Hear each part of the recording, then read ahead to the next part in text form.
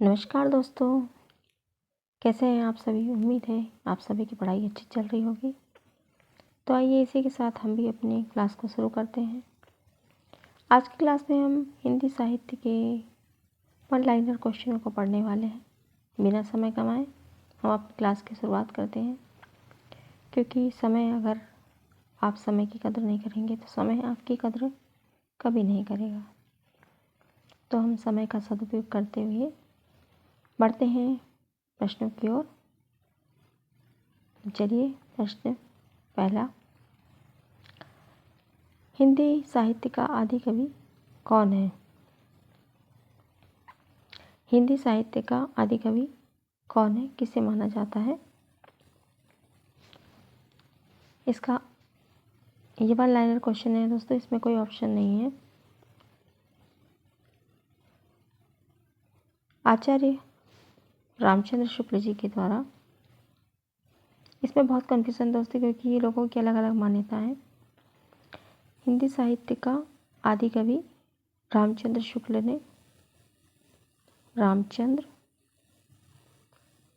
जी ने आदि कवि मुंज को माना है, मुंज को, और महाआदि कवि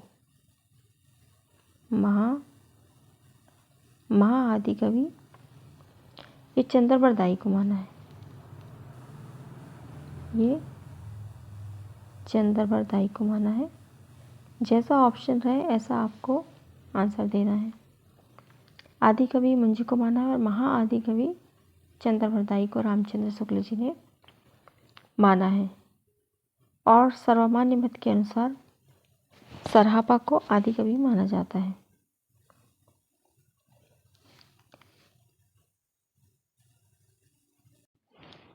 बच्चन सिंह जी ने आदि कवि विद्यापति को माना है।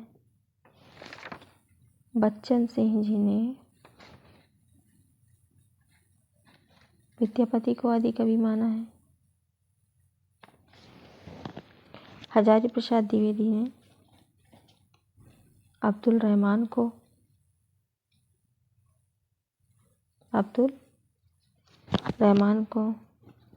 गणपति चंद्र गुप्त जी ने आदि कवि शालिभद्र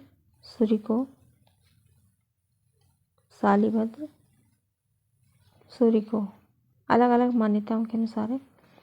राहुल शंकरताय जी ने सराहपा को, राम कुमार वर्मा ने स्वयंभू को, और शिव सेंगर ने पूर्णिया पुष्प कवि को आदि कवि माना है। तो बढ़ते हैं नेक्स्ट क्वेश्चन की ओर। आंसर होगा इसका चंद्रबरदाई। पृथ्वीराज रासो के रचयिता कौन है? ये तो आप सभी लोग अच्छी तरह से जानते हैं। पृथ्वीराज रासो के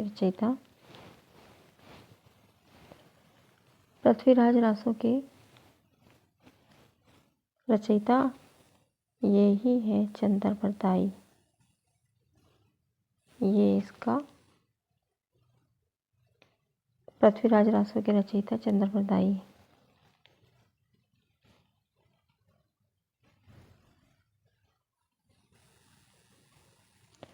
पृथ्वीराज रासो, इसमें 68 छंद है, 69 सर्ग है।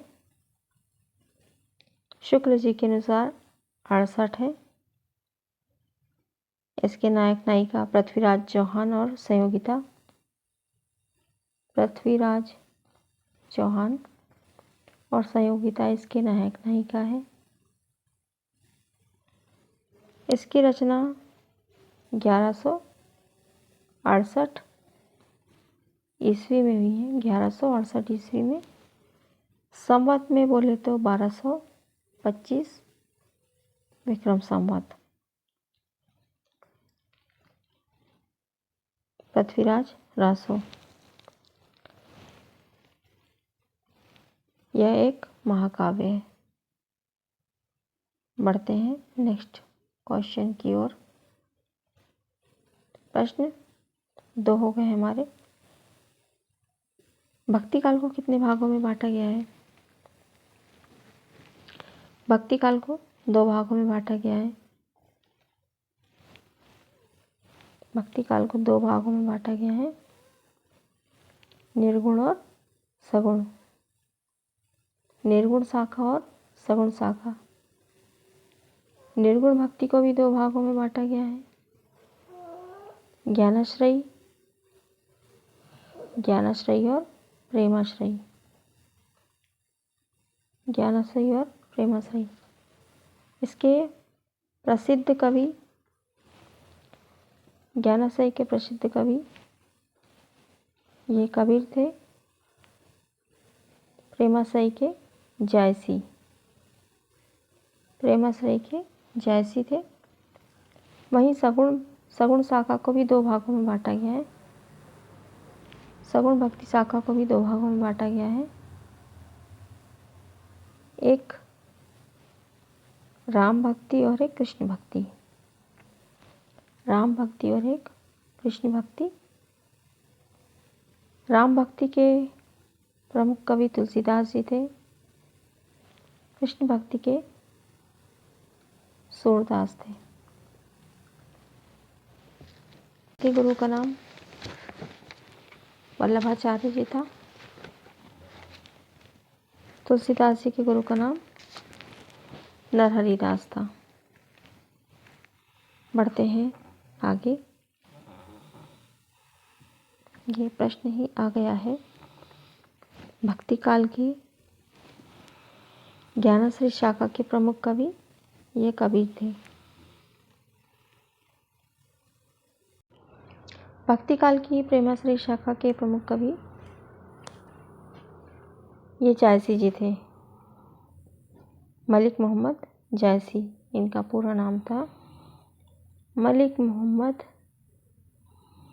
जायसी। राम भक्ति शाखा के प्रमुख कवि कौन थे?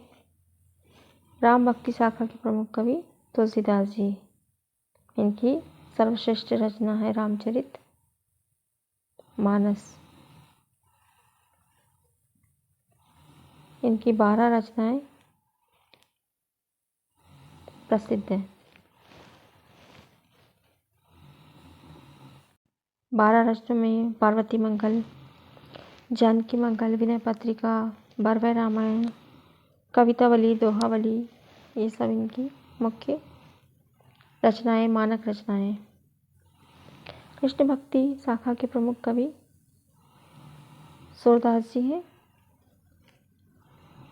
सूरदास जी के गुरु का नाम वल्लभाचार्य जी था। वल्लभाचार्य जी के पुत्र का नाम विठलनाथ था। इन्होंने अष्टचाप की स्थापना की थी। जन्म 1478 में और इनका निधन हुआ था 1583 में।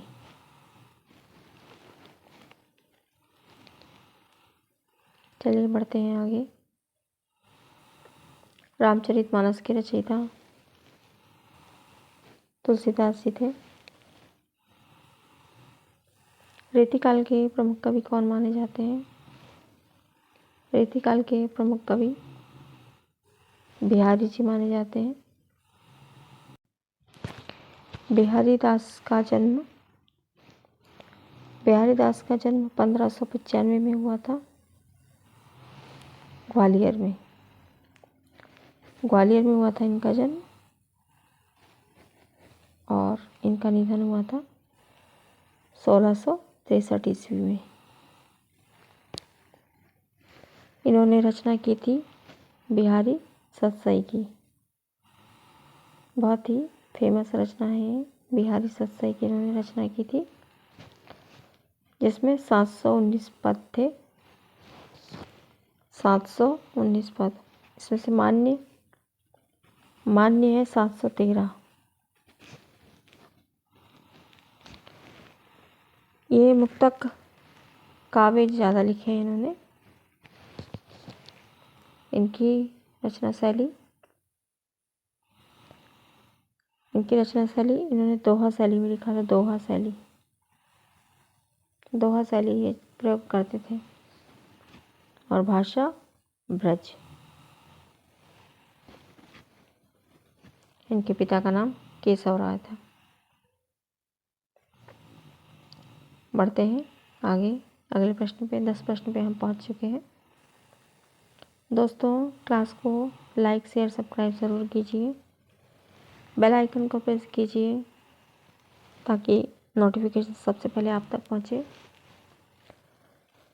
और आने वाली हर क्लास आपके लिए बहुत इम्पोर्टेंट होने वाली है, जो आपके एग्ज़ाम के लिए बहुत कारगर साबित होगी। बिना स्किप की क्लास को पूरा देखें और एक कमेंट ज़रूर सेंड करें, एक कमेंट उसमें ज़रूर टाइप करें। प्रश्न 10वां, रीतिकाल की प्रमुख काव्य शैली कौन सी है? आंसर है श्रृंगार रस। आधुनिक हिंदी साहित्य के जनक माने जाते हैं, आधुनिक हिंदी साहित्य के जनक माने जाते हैं भारतेंदु हरिश्चंद्र। आधुनिक हिंदी साहित्य के जनक भारतेंदु हरिश्चंद्र माने जाते हैं। भारतेंदु हरिश्चंद्र का जन्म 1850 में हुआ था। इनका जन्म 1850 में हुआ था और इनका निधन 1885 ईस्वी में हुआ था। काशी में जन्म हुआ था। इनके पिता गोपाल चंद्र गिरधर दास थे। इस भारतेंदु युग को पुनर्जागरण काल भी कहा जाता है। पुनर्जागरण काल, भारतेंदु युग को पुनर्जागरण काल भी कहा जाता है। भारतेंदु युग का समय 1850 से 1900 ईस्वी तक के रहा। 1850 से 1900 ईस्वी तक के काल को भारतेंदु युग कहा जाता है। भारतेंदु युग कहा जाता है।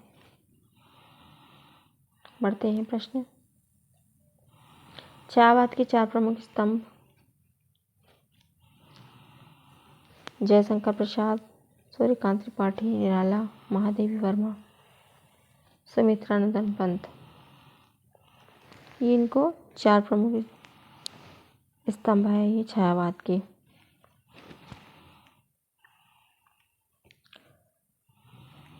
बढ़ते हैं आगे। प्रश्न 13, कामायनी महाकाव्य के रचयिता जयशंकर प्रसाद हैं। जयशंकर प्रसाद ने कामायनी की रचना की थी। जयशंकर प्रसाद। प्रश्न 14, प्रगतिवाद का संबंध किस विचारधारा से है? प्रगतिवाद का संबंध मार्क्सवादी विचारधारा से है। मार्क्सवादी विचारधारा से है। नई कविता आंदोलन के प्रमुख कवि, नई कविता आंदोलन के प्रमुख कवि यज्ञ जी हैं। 1911 में इनका जन्म हुआ था। तार सप्तक के जनक, तार सप्तक के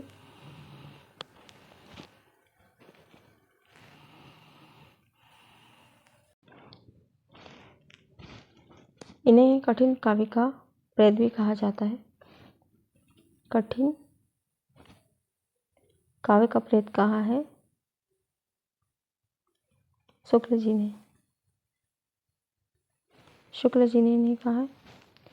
इन्होंने विशाल भारत पत्रिका का संपादन किया है। विशाल भारत, दिनमान, प्रतीक पत्रिका का संपादन किया है। और यज्ञ जी को आंगन के पार द्वार पर साहित्य अकादमी पुरस्कार, आंगन के पार द्वार पर साहित्य अकादमी, और कितनी नावों में कितनी बार के लिए, कितनी नावों में कितनी बार के लिए ज्ञानपीठ पुरस्कार इन्हें प्राप्त हुआ है। कितनी नावों में कितनी बार के लिए ज्ञानपीठ पुरस्कार प्रदान किया गया है। बढ़ते हैं आगे। गोदान उपन्यास के लेखक प्रेमचंद जी हैं। प्रेमचंद, मुंशी प्रेमचंद को उपन्यास का सम्राट कहा जाता है। हिंदी का प्रथम उपन्यास कौन सा माना जाता है? हिंदी का प्रथम उपन्यास परीक्षा गुरु को माना जाता है। इसके लेखक हैं परीक्षा गुरु के लेखक लाला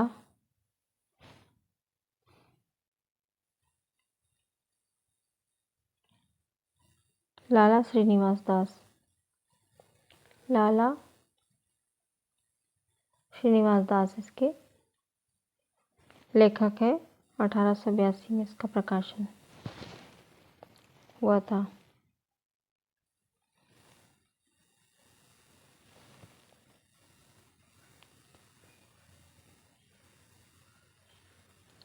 श्रद्धाराम फुल्लौरी ने भाग्यवती को प्रथम उपन्यास माना है।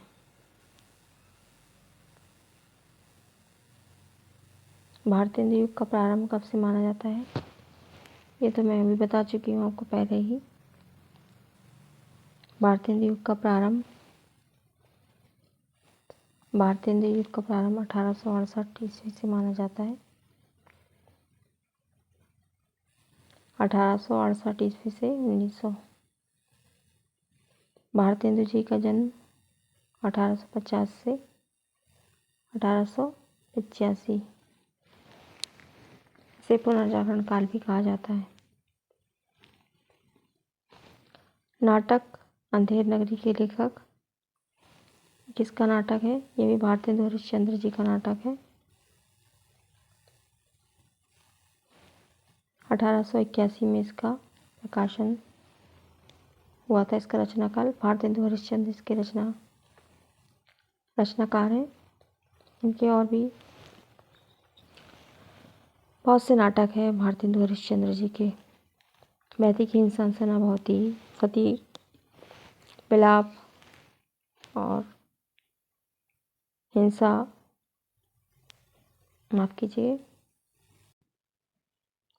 विद्या सुंदर इनका पहला अनुवादित नाटक है। विद्या सुंदर,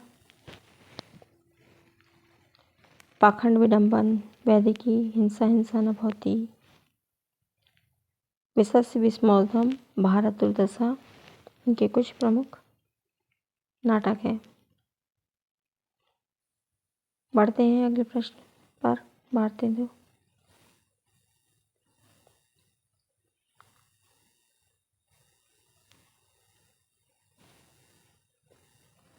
मैथिलीशरण गुप्त को किस उपाधि से जाना जाता है?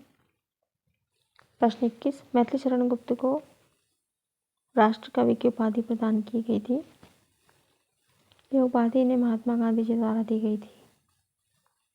महात्मा गांधी जी द्वारा दी गई थी। इनकी रचना भारत भारती पर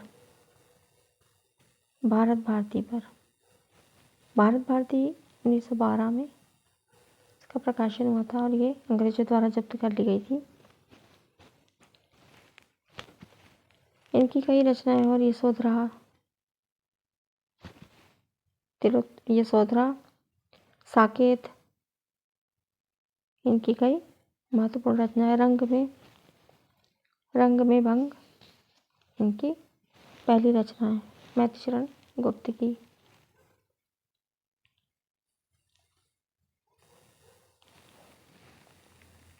साकेत इनका महाकाव्य है मैथिलीशरण गुप्त का। सरस्वती पत्रिका के संपादक महावीर प्रसाद द्विवेदी जी हैं।